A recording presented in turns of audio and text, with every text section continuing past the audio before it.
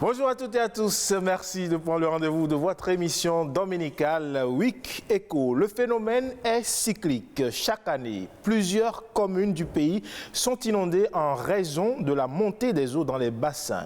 Cette année n'a pas dérogé malheureusement à la règle et à la date du 7 septembre dernier, on dénombre déjà 4 morts et plus de 10 000 sinistrés, sans oublier les dégâts importants dans 27 communes du Bénin. Au-delà des comportements à risque à éviter, comment faire pour faire face à cette situation? Décryptage avec les confrères. Et avec la rentrée scolaire et universitaire qui arrive à grands pas, se pose déjà aux parents d'élèves la récurrente question du prêt scolaire. Cette somme d'argent octroyée par une banque à ses clients qu'ils désirent en vue de faire face aux dépenses de financement scolaire. Mais le prêt scolaire est-il une bouffée d'oxygène pour les parents ou est-ce un mal pernicieux? On va en parler dans le dossier de la semaine. Voilà de quoi sera fait notre émission de ce dimanche. Tout de suite, le mini-journal.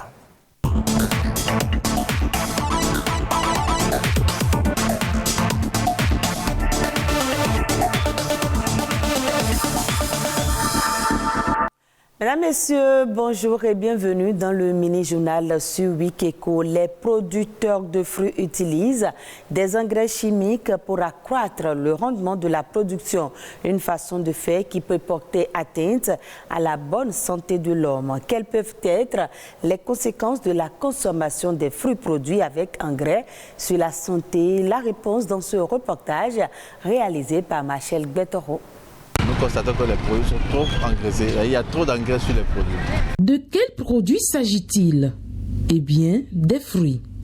Considérés comme des aliments idéaux pour la santé, ils sont gorgés d'eau, de vitamines, de fibres minéraux, de calcium et bien d'autres nutriments.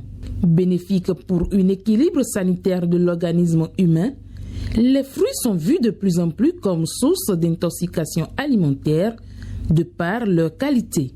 De nos jours, il est plus recommandé de consommer des fruits. Et on vous dirait plutôt d'en consommer jusqu'à 5 différentes portions par jour.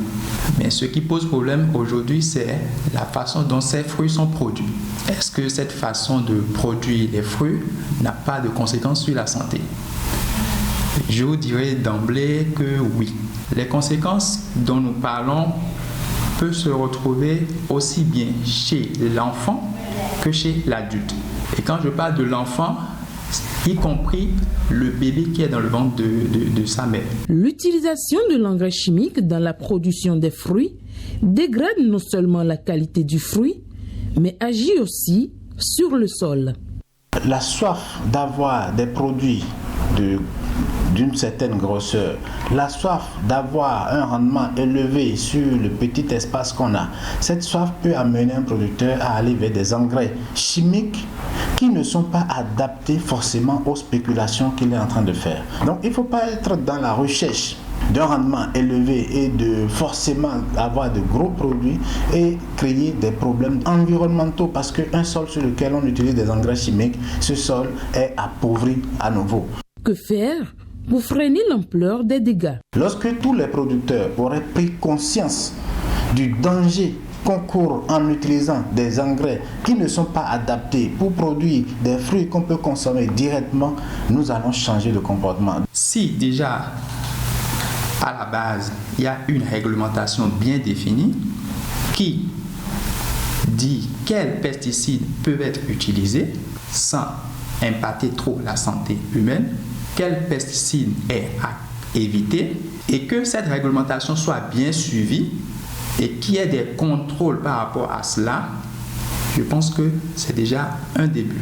Informer les producteurs agricoles sur les dangers liés à l'utilisation des engrais chimiques et les sensibiliser sur les bonnes pratiques à adopter en matière de production des fruits serait un atout pour préserver la santé de tous, mais aussi préserver l'environnement. De la production à la commercialisation, les aliments franchissent plusieurs étapes, mais la plus importante est celle de la conservation. En effet, les conditions d'hygiène pour la bonne conservation des produits agroalimentaires ne sont toujours pas respectées par les commerçants ou revendeurs, ce qui constitue un danger pour la santé du consommateur. Odette Dossou et Charlène Kendiro pour le reportage. C'est un constat patent, presque une habitude. Dans les rues, généralement, les produits agroalimentaires sont exposés à la poussière, au soleil et parfois à la pluie, ce qui constitue un danger pour les consommateurs. Les produits agroalimentaires exposés aux intempéries ne sont pas trop conseillés parce que, on ne sait pas à base de quoi ces produits sont fabriqués. Tous les produits n'acceptent pas le soleil. Ça se dégrade très vite. Nos grands-parents, ils ont l'habitude de dépasser les 70, les 75 ans. Mais aujourd'hui, déjà à l'âge de 50 ans, on commence pas à avoir des problèmes de genoux, de faiblesse sexuelle et autres. Quand on prend les bonnes dames qui vendent les trucs là, les tomates en boîte, les petits pois en boîte et tout, qui chargent ça sur la tête, sous le soleil et sous la pluie, alors que ces choses sont censées rester dans une température donnée. Déjà quand je repars même un peu en arrière, au moment où ces produits arrivent dans le pays et qu'on doit les livrer aux grossistes, mais quand vous lancez les produits qui tombent par terre, qui se cabossent, le conservateur se détache de la boîte et entre dans le produit, et comme ça le produit va en contact avec le métal, ce qui n'est pas conseillé. Et donc, conséquence, les produits en question sont déjà même périmés ou des fois même gâtés avant qu'on ne le vende aux pauvres populations. Ces produits agroalimentaires ainsi exposés aux intempéries sont en effet impropres à la consommation. En microbiologie alimentaire, on dit que tout aliment qui est conservé entre 5 et 60 degrés est un aliment potentiellement dangereux parce que c'est dans cet intervalle de température que les micro-organismes se multiplient très souvent. Et un aliment qui devait se périmer dans 3 mois, après 6 semaines, est déjà impropre à la consommation. Donc il faut savoir que mal conserver un aliment est toujours nocif pour la santé. Si la bonne conservation des produits agroalimentaires varie d'un commerçant à l'autre, il s'avère important de veiller au maintien de leurs constituants afin de garantir leur qualité gustative et nutritive. La mauvaise conservation des aliments peut amener les aliments à être soit souillés ou contaminés par des agents pathogènes. Je vais parler des bactéries, des parasites, des toxines et même des produits chimiques. Et donc la consommation peut engendrer quelques signes et maladies. En termes de signes, on va parler de la nausée, on va parler des ballonnements, on va parler des vomissements, et également de la fièvre typhoïde et de l'hépatite A. Prendre un soin tout particulier au stockage des produits agroalimentaires, être attentif aux dates de péremption, voilà quelques recommandations à suivre. Quelques jours, le fleuve Okpara est en furie. La traversée du barrage d'eau sur le tronçon Kikak-Passa est devenue très difficile. Les conducteurs y arrivent, s'en sortent au bout de grandes difficultés. Constat avec Ronald Robinson et Judicaël Ayena. Voiture dans l'autre côté de la rive. Le pont de Passa, 6 à quelques encablures du barrage, est aussi submergé par les eaux. La situation, elle est encore devenue plus critique que les années passées. L'eau a considérablement été au-delà de ce qu'on vivait dans les années passées. On a installé le commissaire et ses éléments sur les lieux. Ils viennent, ils repartent. Les camions, les voitures ne peuvent plus passer. Au début, quelques motos étaient rentrées à l'intérieur que nous avons enlevées après. Bon, et depuis ce temps jusqu'à aujourd'hui, on n'a plus eu de pertes. Le besoin d'un pont s'impose tel une urgence pour faciliter la libre circulation des personnes et des biens. Face aux risques et à la pénibilité de la traversée, les regards se tournent vers la présidence de la République. Tout ce qu'on veut faire comme nos activités, ça ne marche plus. Aujourd'hui, regardez ce qu'on souffre maintenant. Il faut que notre président pense à nous avec ses ministres. On sait qu'il est souvent à l'écoute de sa population, de venir au secours de cette population qui chaque année vit ce calvaire. S'ils peuvent nous diriger un pont qui serait sous forme échangère. Sur le terrain, des pirogues non motorisées pour la plupart soulagent les riverains pour la traversée. Des jeunes nageurs démunis en équipement de sauvetage bravent les eaux pour porter assistance aux passagers. Sans carburant, tu ne peux pas démarrer une barque motorisée. On les prend 500 et on les fait traverser. Pour les motos, c'est 1000 francs. Chaque passager a son gilet à cause de la sécurité. On ne sait pas quand est-ce que le fou va où marcher. Le lycée technique de Kika, pendant cette période, les élèves vivent un grand calvaire. Ces pirogues ne sont pas souvent des pirogues motorisées, c'est des pirogues traditionnelles. Nous avons quand même essayé de voir une barque motorisée. À chaque instant, vous dites je suis enseignant ou élève, et on vous traverse. Et cela, c'est gratuit. En attendant que la population de Kika et de Kwassa soit reliée par un pont au-dessus du barrage de l'Okpara, un petit marché se développe sur le rivage de cet affluent.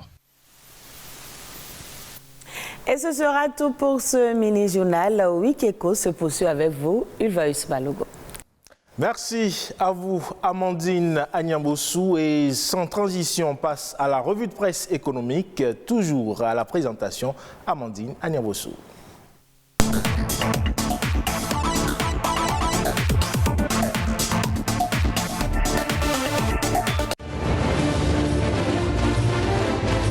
Mesdames, Messieurs, bonjour et bienvenue dans la revue de presse économique sur Week Eco. Revalorisation salariale et augmentation du SMIC, les derniers pas vers l'efficacité. L'information est à lire dans les colonnes du journal La Nation. Selon le quotidien du service public, les travailleurs vont recevoir de bonnes nouvelles dans les prochains jours, d'après les explications de Wilfried Léandre Rongbedi. Lors d'un point de presse, le secrétaire général adjoint et porte-parole du gouvernement a précisé que les grandes annonces seront faites fin novembre. Mieux, ces annonces vont donner une entière satisfaction à tous les acteurs concernés. Le journal titre également réforme du système sanitaire, le CNHU HKM renforcé. En Conseil des ministres, le gouvernement a décidé d'intégrer l'hôpital d'instruction des armées au Centre national hospitalier universitaire Hubert Kutukumaga. L'objectif est de permettre au gouvernement de concrétiser un pan de sa vision en matière de santé qui consiste à doter le Bénin d'un système régulé, performant et résilient basé sur la disponibilité permanente de soins à tous les niveaux. Pour Gaskiani Info, le CNHU HKM avale l'hôpital des armées. Élevage au Bénin, la production animale remonte la pente. C'est ce que nous apprend le quotidien La Nation. Selon le journal, la quantité totale de viande produite en 2021 a connu une hausse de 8,5% par rapport à l'année 2020. Si la quantité de viande est en constante augmentation, celle du lait, des œufs et du miel reste inférieure aux productions moyennes sur les 5 dernières années. En dépit de cette belle performance, le taux d'autosuffisance en viande du Bénin a chuté, passant de 41,7% en 2020 à 37,2% en 2021. Le même journal nous apprend également que l'indice des prix à la production des produits vivriers a connu une baisse au deuxième trimestre 2022. Raison évoquée, le repli du prix des céréales, des racines et tubercules. En revanche, ceux des légumineuses, produits maraîchers et fruitiers se sont affichés à la hausse. Et pour finir, la presse du jour s'intéresse à la mise en œuvre du projet pour l'autonomisation des femmes et le dividende démographique au Sahel, Suède-Bénin. Le gouvernement met en formation 1200 adolescentes et jeunes filles déscolarisées. Elles ont été sélectionnées dans les 12 départements du Bénin. Au titre des offres de formation, on peut citer l'installation et la maintenance des panneaux solaires, la peinture bâtiment, la sérigraphie et l'élevage des petits ruminants et volailles. Pour Fraternité, l'objectif de ce projet est d'améliorer la condition de vie de la gente féminine et de contribuer à leur développement. Pour le journal, l'égalité du genre doit s'accompagner des initiatives d'apprentissage dans des domaines porteurs. L'autre quotidien abonde dans le même sens et précise que l'initiative donne aux femmes les moyens de participer inclusivement au développement du Bénin tout en permettant de résoudre le problème de l'emploi où les femmes sont souvent en position faible. Fin de cette revue de presse économique. Merci et à très bientôt. Merci à vous, Amandine. De fortes précipitations ont causé une montée des eaux au Bénin et des inondations dans plusieurs communes du Bénin. Le drame, c'est que chaque année, on vit la même situation. Décryptage avec les confrères.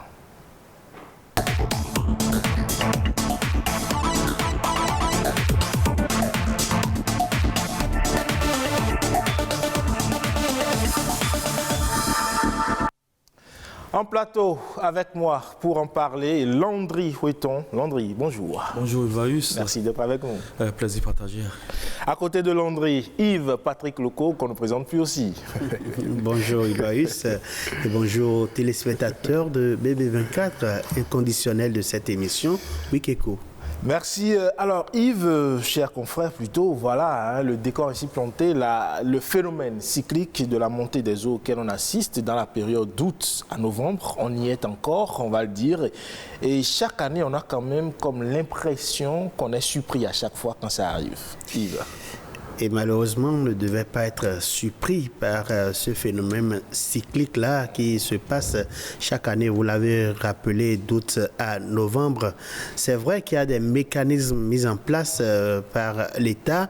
Il y a l'ANPC, l'Agence nationale pour la protection civile, qui essaie, vaille que vaille, avec les moyens dont elle dispose de pouvoir prévenir la chose et à défaut de prévenir, de pouvoir aller comme un gendarme après au chevet des populations. C'est bien dommage que cela arrive chaque fois, mais qu'est-ce qu'il faut faire? C'est des réflexions à long terme qu'il faut mener. Et pourquoi ne pas retenir cette eau-là pour notre agriculture, mais où retenir cette eau-là? La question des barrages se pose là avec acuité et il va falloir que les spécialistes vraiment nous aident à régler la situation. Vous savez, quand ça arrive, vous l'avez déjà annoncé à l'entame, 4 morts déjà enregistrés. Et là, ce sont les chiffres officiels.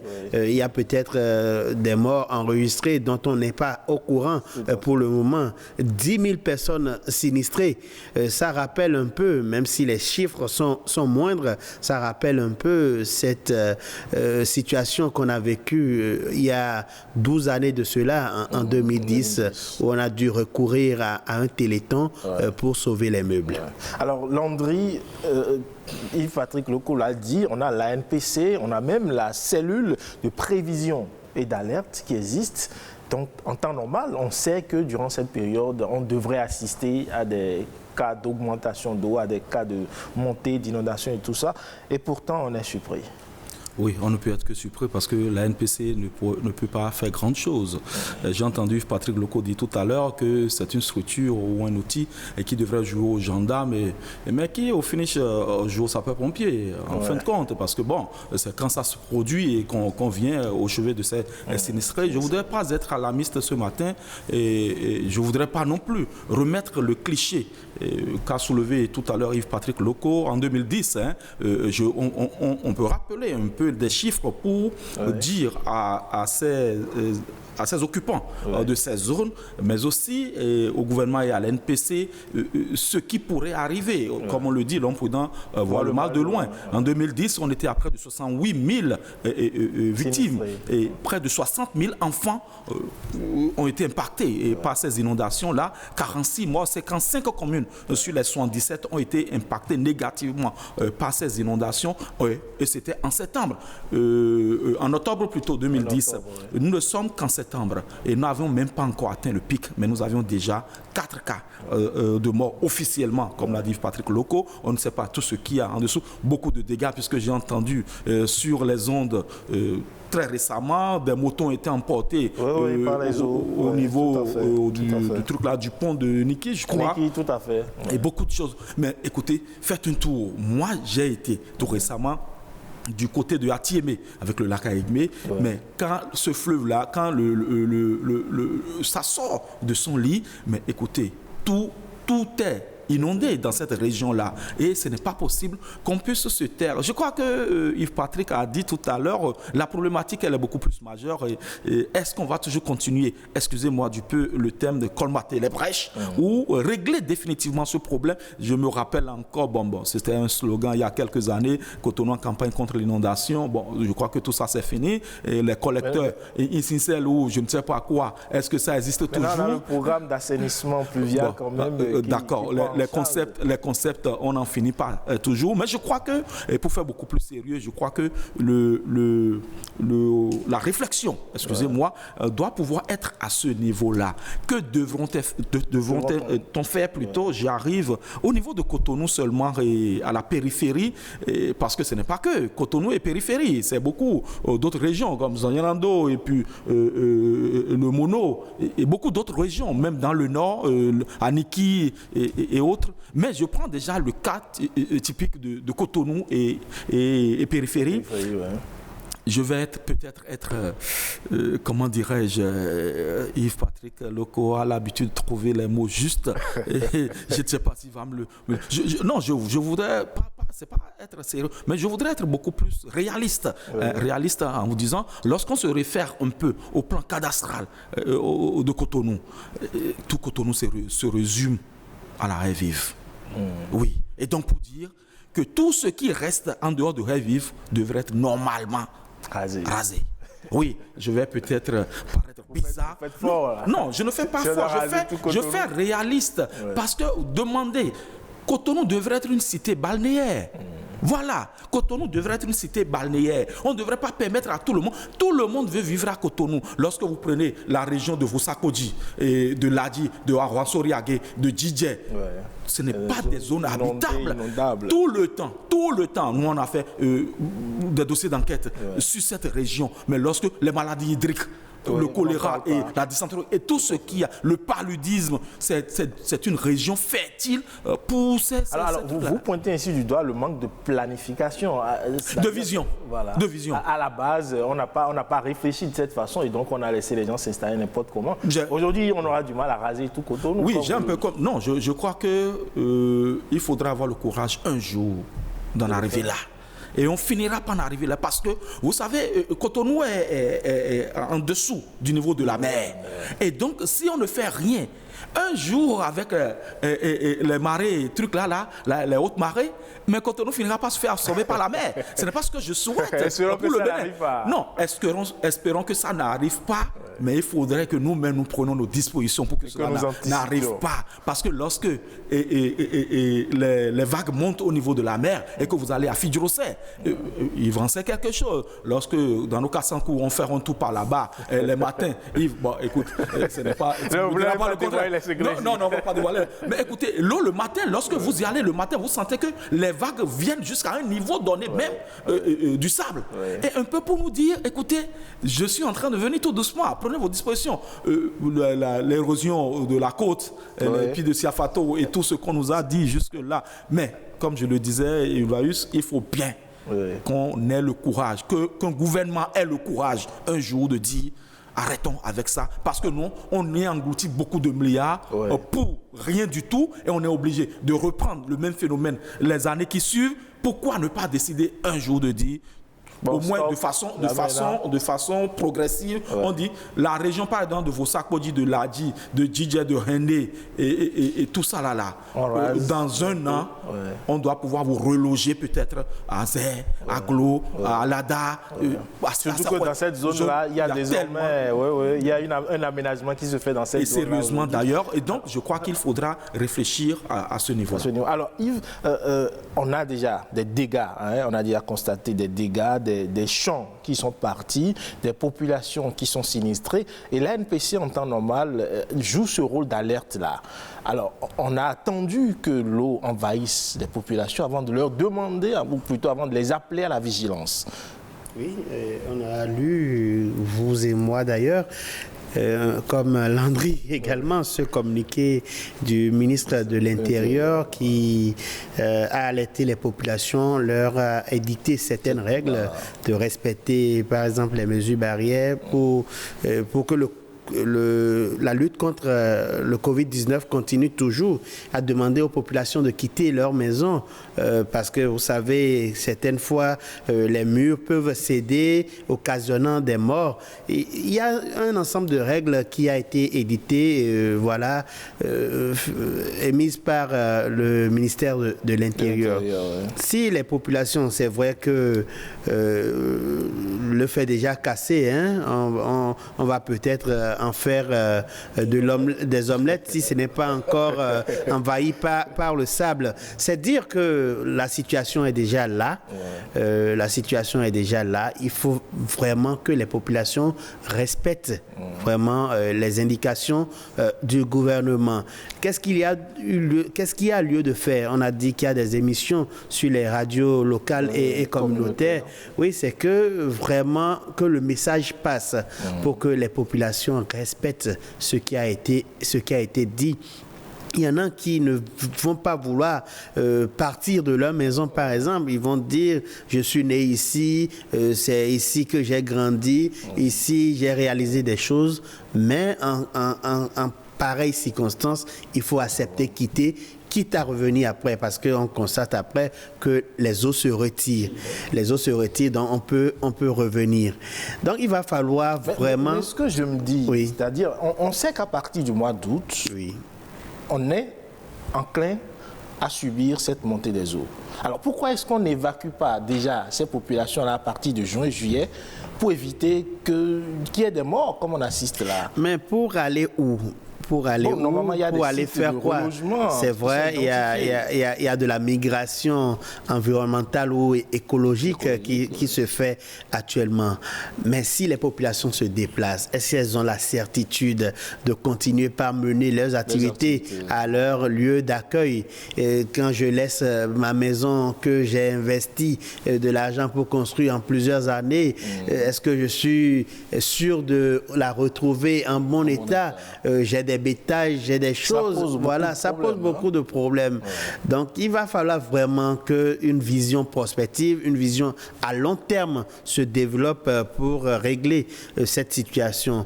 Peut-être transformer ces lieux-là en autre chose, raser peut-être. C'est vrai que je me départis un peu de son plan apocalyptique, de sa vision apocalyptique.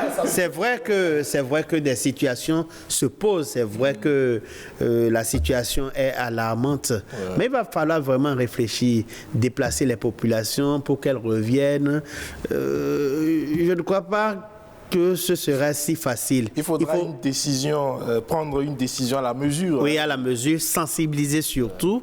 Sensibiliser surtout les problèmes de relogement. Cette semaine qui s'achève, on a eu la conférence de presse du ministre du cadre de vie et du développement durable, voilà, ça a failli m'échapper par rapport à ces populations, les 200 personnes relogées de Plakodji. Donc, les problèmes de relogement, ça se pose avec acuité. Il ne faut pas oublier quelqu'un, il faut prendre en compte tout le monde, ce qui a été fait d'ailleurs avec le cas de Plakodji. Donc, c'est un véritable casse-tête qu'il faut régler.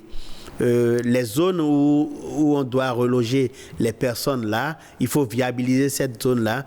Et comme je le dis toujours, c'est une vision prospective qui doit diriger, qui doit guider cette situation-là. Alors, il faut appeler les populations à la vigilance, comme le ministère de l'Intérieur l'a déjà fait. Mais il n'y a que dans certaines zones, comme Kika et Kpassa, l'eau ayant quitté son nid, cela empêche les populations de vaquer convenablement à leurs activités.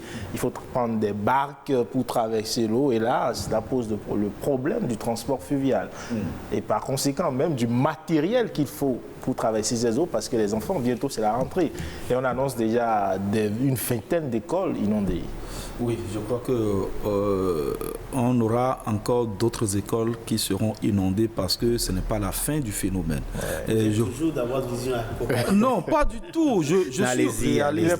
C'est pour ça que je disais, je voulais juste dire, et c'est du courage. Il faut avoir le courage de poser le vrai diagnostic. Parce que ce qu'on est en train de faire, on est en train de colmater les brèches. On n'est pas en train de régler le problème dans le fond. On essaie de faire quelque chose juste pour amoindrir les dégâts ou peut-être pour penser les plaies de cette population-là. Mais moi, je dis, vous avez posé un problème sérieux parce que, oui, ça va être beaucoup plus difficile aujourd'hui, la mobilité des personnes vivant dans ces régions sinistrées et tout, puisque nous sommes sur un plateau économique. Je dirais même que nous n'avions pas encore vécu, excusez-moi du peu, le thème la galère. Et quand je dis la galère, ça va venir encore parce que, écoutez, lorsque on met ces phénomènes ensemble, c'est-à-dire la Covid, pour le ça comme vous voulez, et on a joint à cela la guerre en Ukraine, avec tous ses corollaires et ses dommages collatéraux, et maintenant l'eau, la montée des eaux.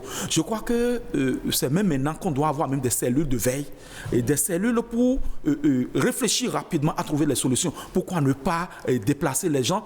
Yves l'a dit, c'est vrai, je compatis à la douleur de ces sinistrés-là, puisque moi, en fait, je ne suis pas impacté, pas directement, puisque je suis sur une cuvette. Peut-être pas encore. Non, je suis sur une cuvette à Calavi, et je suis bien sûr une cuvette à Calavi, et je vois tout en bas. Et donc, un peu pour dire, dans les autres pays qui réussissent à juguler cette crise-là, on a vu, on voit sur d'autres médias à l'international, où quand les ouragans sont là, les tsunamis sont là, et tout le reste, on déplace le temps de sauver parce que, écoutez, lorsque vous dites dans ma maison, j'ai construit, écoutez, il faut être vivant pour pouvoir pour bénéficier de cette maison. Il faut bien accepter de se déplacer. Et c'est pour ça que je trouve qu'il faut avoir un plan Vigipirate, comme on le dit, pour juguler cette crise. Il ne faut pas attendre que nous soyons dans le feu de l'action pour tenter de régler. Écoutez, lorsque vous prenez Cotonou, une partie de Cotonou, j'y viens toujours, puisque c'est une référence de Ménontais. Vous en savez quelque chose. Il y a un endroit là sur les pavés de Ménéton juste avant. Il y a toujours de l'eau là. Et si vous y allez tout à l'heure, vous allez voir encore. Ça a pris un peu de la hauteur. Cette région, jusque vers le lac Nokoué, en passant par Calavi, jusqu'à Calavi-Kota, et la fameuse région de Tordomé à Calavi. Mais écoutez, on se rappelle en 2010, lorsqu'il y a eu la montée des eaux, l'eau est venue jusque sur la route inter-État. On a vu des cas de diarrhée, des cas de paludisme accru. On a vu des morsures de serpents parce que des reptiles sont dans ces... Parce que c'est des zones qui ne sont pas viabilisées. Et donc le problème est important, le problème est sérieux. Il ne faut pas laisser... C'est le civisme de cette population-là qui nous amène à dépenser. Parce qu'écoutez, vous et moi, nous payons les tasses. Et ces tasses devraient servir à faire autre chose que de venir au chevet. L'homme du Téléthon est sur le plateau. Venir au chevet de cette population par un Téléthon alors qu'on aurait pu utiliser ces sous pour faire autre chose. Pourquoi est-ce qu'on est obligé de tenir tête à l'État en s'installant dans le lit des eaux? C'est ça le réel problème. Les gens empêchent les eaux de circuler normalement et l'eau n'a pas de pitié. Et vous avez abordé un aspect très intéressant, l'aspect économique que pourrait engendrer cette situation que l'on vit. On a déjà des ponts qui ont été affaissés, par exemple, dans le nord, ce qui a forcément... Oui. Les céréales vont coûter un peu plus cher.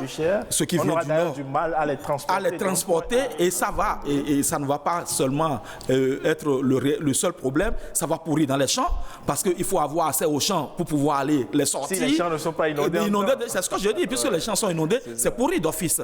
Du côté du Mono et du Koufo, attendez-vous à ce que tout ce qui vient de là-bas, comme tubercule, le manioc et tout le reste, compliqué pour nous autres. Déjà à Cotonou, le poisson commençait par coûter cher. Parce qu'avec la montée des eaux, il faut être un réel spécialiste. Pour aller en mer. C'est Yves-Patrick Loco qui sait nager. Moi, je ne sais pas nager. Et il faut être un réel spécialiste des eaux pour monter dans ces bacs et aller chercher le poisson en haute mer. Et donc, du coup, le poisson va coûter cher. Le poisson venu de la mer va coûter cher. Le poisson des lagunes et des lacs aussi vont coûter cher. qu'est-ce que nous allons faire? Je crois que le gouvernement doit pouvoir réfléchir rapidement à trouver des solutions pour que nous ne parlions pas dans les prochains jours, dans les prochaines semaines de malnutrition et de la cherté de la vie et de faim aggravée. Et cherté de la vie aggravée, j'allais dire, parce qu'on n'en est pas déjà sorti. Avec cette situation-là, le gouvernement risque encore de déployer plus de moyens encore pour soutenir. Absolument, alors qu'on vient de sortir où on est en train de sortir d'une situation où les prix ont été encadrés, où il y a eu des mesures palliatives. C'est vrai, vous posez là une question éminemment économique qui s'observe déjà. On ne pourra pas déplacer facilement les produits vivriers. On ne pourra pas avoir assez facilement aux poissons qui coûtent déjà cher, qui va coûter en plus cher. Les produits congelés, vous connaissez leur prix actuellement. Donc, il va falloir rapidement qu'on trouve une solution et anticiper. Vous l'avez dit, anticiper sur le futur. Déjà, à partir de juin, voir les mesures ou carrément, on a la chance qu'on a un gouvernement aujourd'hui qui vraiment ferme les oreilles quand il veut agir. Todomé, à Tokpa. Vous savez, là, toute la pagaille qui Aujourd'hui, il y a eu un début d'assainissement. C'est vrai que le revêtement qu'on a eu avec du sable, c'est en train un peu le sable est en train de partir. Mais si on peut encore penser à ça, il y a eu déjà une solution dont tout le monde n'a plus assez. À cette rive-là facilement, c'est gardé par l'armée. Si de l'autre côté, je veux parler du côté d'Akpakpa, la rive droite, du côté de Midombo, Pangpan, à Dogleta, de l'autre côté de Dédokpo à Bobkikog. Ici, quelque chose. C'est vrai, on a vu la descente du préfet du littoral la fois dernière avec le chef du 4e arrondissement de Cotonou. Mais ce n'est pas ces petites actions-là qui pourront. Il faut que l'État se réveille, se lève véritablement. Avant, si on veut déloger les gens, il y a des cadres de ces localités-là qui vont, parce que c'est quand même je ne vais pas parler de bétail électoral, mais c'est quand même un électorat, qui est là, voilà, qu'il faut préserver. Donc, on jouait avec ces codes sensibles, ces fibres sensibles-là pour dire, si vous les déplacez, vous perdez votre électorat. Ces populations vivent au bord de l'eau, c'est leur lieu de travail. Nous, on est peut-être à l'ORTB ici, mais on ne vit pas aux abords de l'ORTB, on ne vit pas dans les maisons en face de l'ORTB. Est-ce que si vous ne partagez pas forcément l'avis de Landry par rapport à raser pas raser Cotonou, on ne va même plus... pas Cotonou, mais au moins la zone de Ladi et autres. Voilà, il y a quelque chose qui a commencé par se faire. Vous l'avez rappelé, le programme d'assainissement pluvial de Cotonou. Voilà, donc il y a des efforts qui se font et qui doivent continuer. De l'autre côté, les régions où il y a souvent inondation, où on assiste à ces catastrophes-là, il faut trouver une solution durable, pas des solutions ad hoc chaque année. Auxquelles on assiste. Des solutions, je crois que le ministère du Commerce, le ministère de l'Agriculture, le ministère de l'Intérieur et le ministère du cadre de vie, au finish, tout le gouvernement, on doit pouvoir avoir c'est multisectoriel, parce que lorsque vous venez de Grand Port de Commerce au niveau du Agatogbo, vous vous rappelez en 2010, l'eau est venue jusque sur le seul pont qui permet le transport par cette route-là. Et donc je crois qu'il faudra prendre les taureaux par les cornes.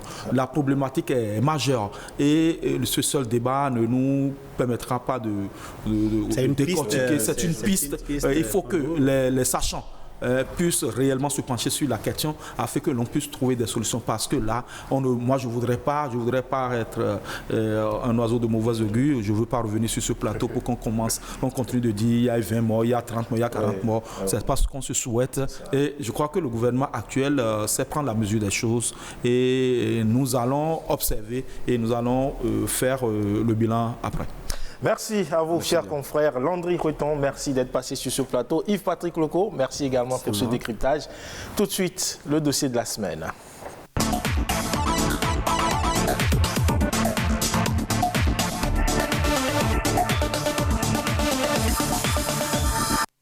La rentrée scolaire est proche et déjà les parents d'élèves stressent pour cause les dépenses liées au financement scolaire. Et pour les soulager, les banques proposent une solution de prêt appelée le prêt scolaire. On suit cet élément et on revient en plateau pour en parler.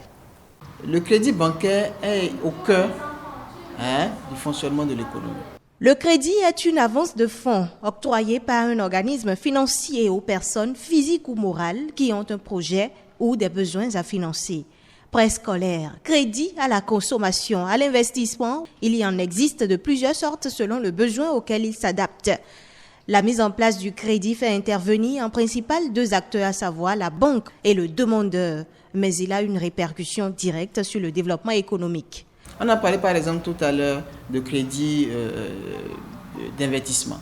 Lorsque l'entreprise a un nouveau projet, elle achète des équipements, elle essaie de recruter, vous voyez, des employés, elle fait tourner son activité en général. Elle paie les impôts. Du coup, l'État a de quoi financer, par exemple, la construction de routes, des hôpitaux, des écoles, ainsi de suite. Les conditions à l'octroi varient d'un établissement financier à un autre, mais reposent sur des critères communs. Pour qu'un crédit bancaire soit accordé à une entreprise, premièrement, il faut étudier le besoin de l'entreprise, voir si, en accordant ce crédit à l'entreprise, est-ce qu'elle est capable de rembourser. Karim Madido, jeune opérateur économique, fait partie de ceux qui ont vu leurs affaires prospérer grâce au crédit. Mon premier crédit, je l'avais fait en 2010, suite à un marché public. Il faut dire, bon, quand si on se met la pression sur soi, on arrive à rembourser les crédits. Une pression qui fait défaut chez plusieurs, en témoignent des cas d'échecs observés dans la société. Les gens prennent le crédit, tout de suite on va s'acheter une maison, on va s'acheter un lopin de terre, mais au bout du rouleau, c'est le gaffe. On tombe du gouffre, la banque vous poursuit, c'est des saisies par-ci, saisies par-là.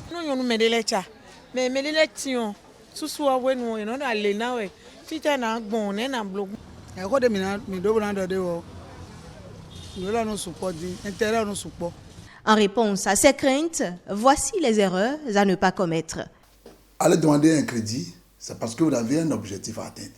Vous voulez financer, vous voulez mettre l'argent dans une activité. Cette activité va produire donc des marges bénéficiaires. Et dans ça qu'il faut payer les intérêts et toutes les charges qui sont liées au crédit. Non seulement ça, il y a des fonctionnements internes de l'entreprise. Mais si la banque fixe un taux d'intérêt assez élevé, qui va vraiment vous empêcher de répondre aux autres charges, ce n'est plus rentable.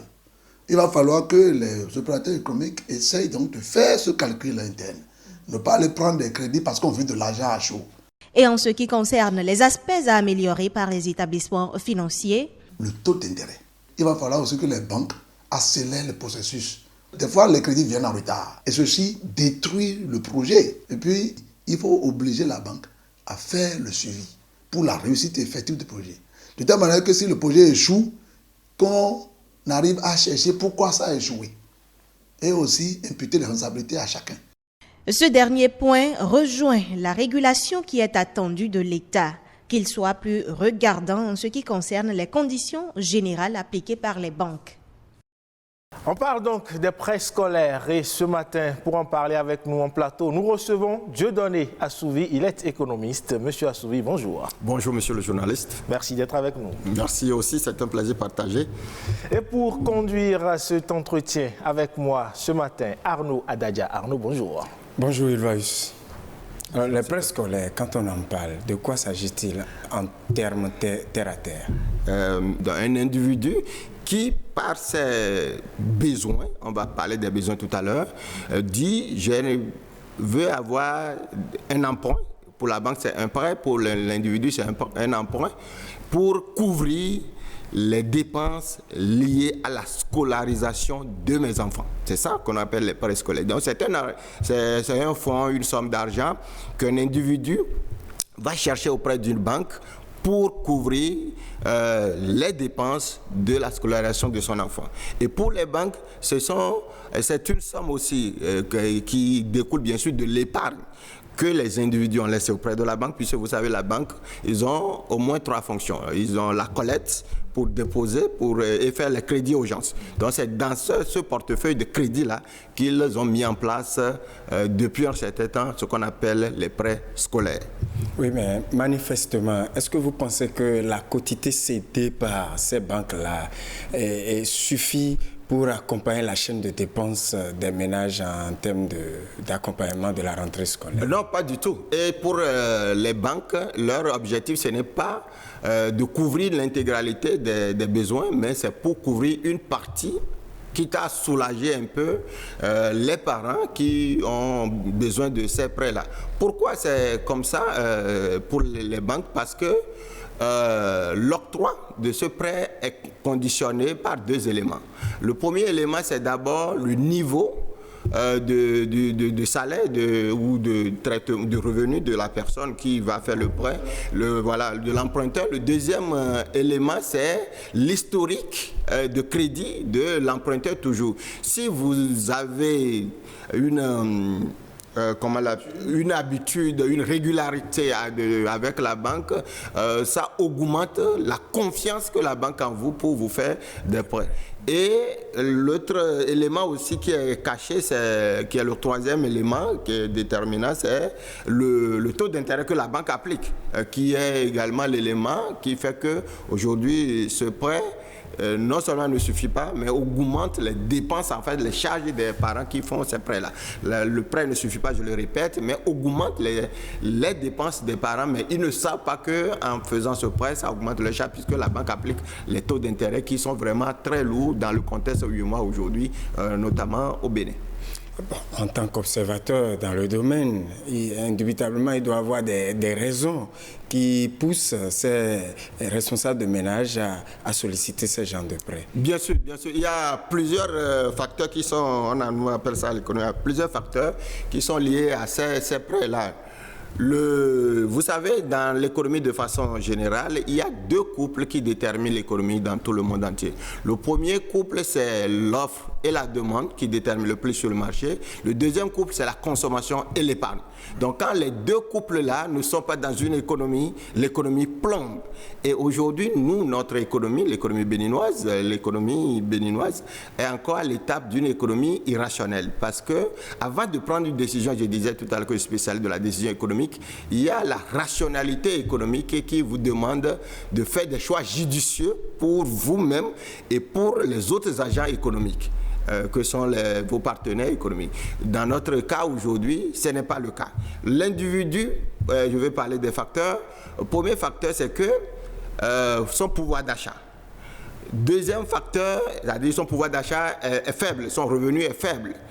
Deuxième facteur, c'est que l'individu même n'a pas une éducation financière. Et dans la plupart du temps, c'est la principale cause. L'éducation financière, c'est quoi? J'ai 2 enfants, j'ai 3 enfants. D'abord, selon mes revenus, je dois mettre mes enfants dans telle école qui répond à mes besoins. Ce n'est pas une école où je n'arrive pas à payer. Tout ça fait partie de l'éducation financière. Mais ce qu'on ne fait pas aujourd'hui, on dit sous forme de mimétisme. Moi, j'ai fait l'école de campagne, je dis aujourd'hui, je défie les gens.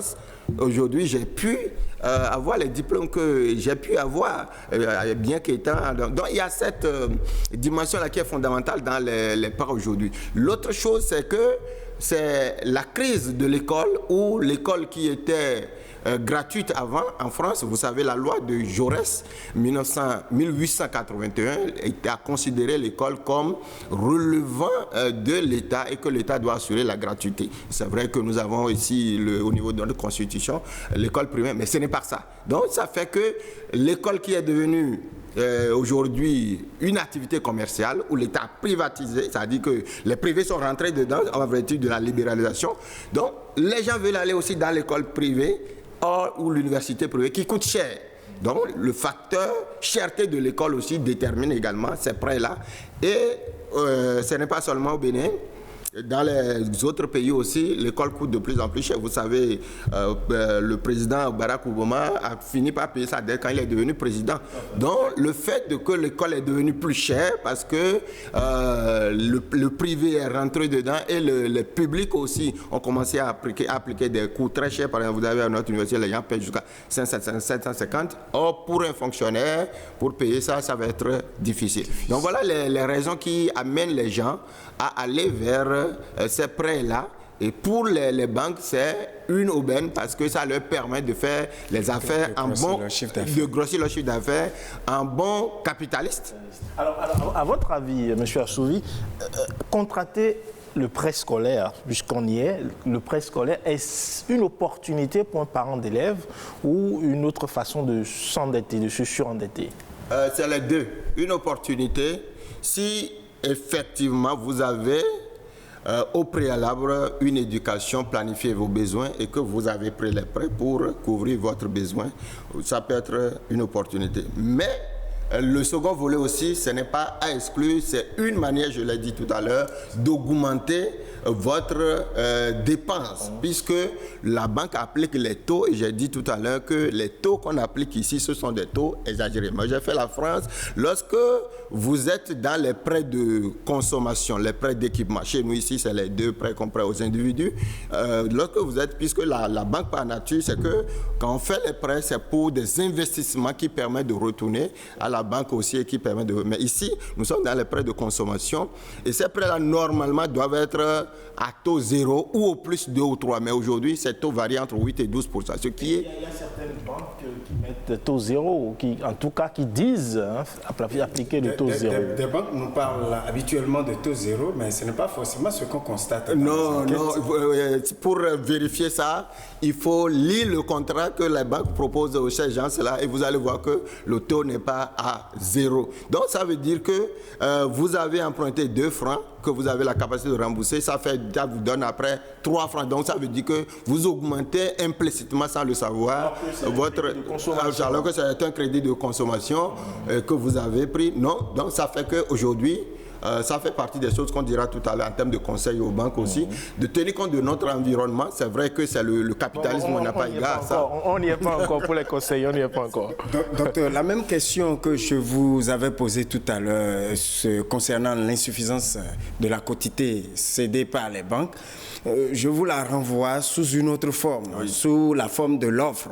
Est-ce que vous pensez que l'offre proposée par les banques est une offre acceptable, capable de satisfaire les clients en général? Non, l'offre n'est pas acceptable et ce n'est pas seulement sur les prêts de scolaires, surtout les prêts que les fonctionnaires font auprès des banques. Ces offres-là ne sont jamais acceptables par les fonctionnaires. Parce que le gars dit, j'ai besoin par exemple de 5 000 francs, c'est un exemple que je donne, ou bien 5 millions, il va à la banque dit, au regard de votre historique, au regard de votre revenu, au regard, je ne peux que vous donner 2 millions. Ça arrive souvent, donc comme ça, si vous avez un problème réel qui vous tient, vous êtes obligé de prendre ça alors que vous savez au fond de quoi vous n'avez pas besoin de ça. Ou parfois les gens prennent ça, puisque ça ne peut pas couvrir leurs besoins, ils dilapident ça et ça devient une charge pour eux. Moi-même, ça m'est arrivé une fois, je suis allé, moi j'ai dit j'ai besoin de ceci, donc moi j'ai renoncé, puisque je connais déjà le secteur. Donc, mais il y a des gens qui ne peuvent pas renoncer parce que compte tenu de leurs besoins, ils acceptent ça. Donc, dans ce sens-là aussi, on a c'est vrai qu'on n'est pas encore au niveau des conseils, mais les banques doivent revoir également leur politique en termes d'octroi de ces prêts-là pour que ça puisse profiter aux deux parties. Mais tout contrefait aujourd'hui, les gens, ils investissent, c'est vrai, dans l'éducation de leurs enfants, mais ça profite plus aux banques que eux-mêmes. On a constaté aussi que la gestion des prêts scolaires varie d'un demandeur à un autre, puisqu'il en existe qui parlent de prêts scolaires, mais une fois qu'ils rentrent en possession, ils en font un autre usage. Est-ce une bonne manière de gérer les prêts scolaires? Non, ce n'est pas une bonne manière. Et c'est le reflet de notre économie dont je parle. C'est une économie totalement irrationnelle. Est-ce que c'est le reflet de notre économie ou bien c'est le reflet de notre société? Oui, c'est le reflet de l'état de notre société. Et qui dit société dit économie. Voilà, parce que la société qui existe rentre dans des divers échanges, dont l'échange économique. Donc, ce que nous sommes en train, c'est l'échange entre un individu, donc c'est l'économie. Donc, c'est le reflet de notre société, c'est le reflet de notre économie, qui est une économie totalement irrationnelle, ou on peut dire même hypocrite. Les banques aussi savent que quand ils font ces prêts-là, parfois, il y a maintenant même qui vont aller enterrer leur beau-père, avec cet argent, le mariage, avec l'argent, et les banques même le savent, mais pourtant, ils mettent dans leur papier. On parle de prêt scolaire, voilà, ça devient un prêt funéraire. Voilà, pour aller faire autre chose. Or, ce sont des comportements qui ne sont pas de nature à décourager dans notre économie. Une économie rationnelle, c'est que vous prenez des décisions vraiment judicieuses, comme je dis, et qui sont des décisions qui vous permet, vous en tant qu'individu, hormis les banques, de ne pas succomber sous le poids de la dette. C'est ça un agent économique. Mais si vous êtes arrivé à cette étape-là où vous succombez sous le poids de la dette, ça veut dire que votre situation est déplorable, puisque les revenus que vous aurez ne vous suffiront pas pour payer les dettes et pour assumer les charges qui, au jour le jour, augmentent. Donc, vous rentrez dans une précarité, et c'est ça qui fait qu'aujourd'hui, vous avez beaucoup de fonctionnaires qui vivent dans la précarité, qui arrivent à payer, qui achètent quelque chose de 2000 francs, mais qui n'arrivent pas à sortir pendant 3 ou 4 mois. Il y en a plein maintenant aujourd'hui, ils sont tombés dans la précarité. C'est vrai que nous avons parler de l'inflation, mais l'inflation n'explique pas aussi l'agent économique que nous constituons chacun de nous. Nous sommes éduqués à la gestion financière. Tous ces aspects que vous venez d'énumérer au finish influent aussi sur la macroéconomie et sur la faiblesse du pouvoir d'achat de l'économie nationale. Bien sûr, tout ça c'est la macroéconomie, parce que je viens de dire qu'il y a la consommation, il y a l'épargne. La consommation, c'est ça qui tire l'économie. Si vous avez une économie où les gens ne consomment pas, l'économie ne peut pas marcher. Et c'est pour ça que en Europe, quand vous avez vu l'évolution de l'économie, on est arrivé à la dernière étape qui est la société de consommation, où les gens consomment pour pouvoir tirer l'économie. Quand les gens produisent, c'est pour attirer l'économie. Donc ça fait qu'au niveau macro, il faut consommer. Mais vous ne pouvez consommer que ce que vous avez réellement. Et ça qui fait le problème de pouvoir d'achat et de l'inflation dont nous parlons, du revenu du salaire pour certains. Voilà le lien qui existe entre tout ça. Docteur Assouvi, vous voyez, Ulvaïs me regarde déjà. Oui. Donc, je dois lui retourner son micro. Voilà. J'ai juste 2 questions pour vous. Voilà. Mais la toute première, un petit conseil ou bien quelques conseils aux usagers de la banque. Pour les clients de la banque, je leur conseille humblement d'avoir, s'ils n'ont pas les moyens eux-mêmes de solliciter l'expertise pour l'éducation financière. C'est important. Même si c'est 2 francs qu'ils veulent dépenser, s'ils ont l'éducation financière, ils vont dépenser très utilement ces 2 francs-là et ça va les profiter beaucoup. Auprès de quelles structures peuvent se porter en termes de demande d'éducation financière? On ne va pas appeler le nom des structures. On n'a pas le nom des structures, mais les structures existent. Est-ce qu'il en existe? Il en existe, les structures en existent qui font l'éducation financière. Ils peuvent moi-même me solliciter pour faire l'éducation financière. Donc, il y a des spécialistes qui font l'éducation financière. Même vous, lorsque vous voulez faire monter un projet, il y a des spécialistes qu'on appelle en anglais les costing, les évaluateurs financiers, qui vous permettent d'évaluer votre projet pour voir combien ça donne. Donc, éduquer un enfant, c'est un projet qu'il faut monter en fait. Et quand c'est conçu comme ça, vous allez voir que ça devient plus facile pour vous lorsque vous prenez la scolarité. Mais si vous prenez la scolarité comme une charge courante, comme dans d'autres, ça ne va pas. Faites ça dans un projet, je leur conseille d'en faire un projet. S'ils n'ont pas les moyens, si mon enfant est au collège, quelles sont les dépenses, les pôles de dépenses. Si mon enfant va à l'université, quels sont les pôles de dépenses. Et ça leur facilitera vraiment la tâche fondamentalement. Et l'autre chose, c'est que le conseil à leur donner, c'est la rationalité également de leurs dépenses. Nous l'avons dit certainement sur votre plateau ici, dans une société qui est aujourd'hui chrysogène. Si les gens espèrent que demain, je ne suis pas apocalyptique, mais si les gens espèrent que demain, ça va s'améliorer, ce n'est pas évident. Vous gérez ce que vous avez. Ce n'est pas existentiel. Voilà, vous gérez aujourd'hui en pensant à demain. Parce que dans l'économie, on dit votre dépense d'aujourd'hui dépend de revenus d'hier et de revenus de demain. Ça, c'est la théorie économique. La gestion d'aujourd'hui, c'est-à-dire vous dépensez aujourd'hui compte tenu de vos revenus passés et de revenus à venir. Donc, c'est ça qui est dans la tête déjà. Il faut que les gens commencent à intégrer ça. Que mes dépenses d'aujourd'hui, mes revenus passés, mes revenus à venir. Si vous n'avez pas ça, vous n'êtes pas stabilement économiquement. C'est pas que j'ai trouvé 10 francs aujourd'hui que je vais dépenser les 10 francs. Non. Est-ce que je suis sûr d'avoir les 10 francs demain? Est-ce que j'avais 10 francs hier? C'est ça qui fait la décision économique. Donc voilà, c'est autant de choses que je demande aux clients de la banque d'avoir pour qu'ils puissent être en mesure de financer l'éducation de l'enfant qui est une priorité dans la vie et pouvoir espérer demain que ces enfants-là deviennent quelque chose, non seulement pour eux, mais pour l'État et pour la société, et voire pour l'humanité de façon générale. Mais qu'est-ce que vous avez à dire en 1, 2, 3 mots sur l'insatisfaction des clients par rapport à la quotité cédée par les banques? Oui, les banques sont, dans notre contexte, c'est notre contexte en Europe ou en Amérique, ce n'est pas ça. Dans notre contexte ici, le système bancaire reste à revoir. Il faut démanteler le système. C'est encore un carcan, je le dis souvent à des amis qui sont banquiers pour dire le système là n'est pas bon. Ils disent que ce sont les directives, ce sont ceci, mais c'est le système à revoir. Alors, dans ce sens, plus précisément ceci, il faut qu'ils revoient, les banques revoient les taux qu'ils appliquent aux gens, qu'ils revoient les... Excusez, M. Assouri, ces taux sont fixés de façon sous-régionale ou par pays? Oui, les taux, là, le plafond est fixé au niveau régional. Et il revient à chaque banque de rester dedans pour attirer... C'est pas le Francisco.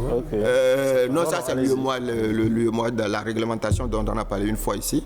Donc, où ces taux sont fixés, mais néanmoins, il faut qu'au niveau de chaque banque, ils fassent l'effort. Mais le taux, même au niveau régional dont nous parlons, lui et moi, il faut que ce taux-là s'adapte à nos contexte aujourd'hui, parce qu'on constate que dans notre contexte actuellement, la classe moyenne s'appauvrit davantage. Or, cette classe moyenne-là, c'est la classe moyenne qui tire en fait l'économie dans notre contexte ici. On n'a pas assez de la classe moyenne, je veux dire les fonctionnaires et les PME, les petites et moyennes entreprises, ce sont constituent la classe moyenne chez nous.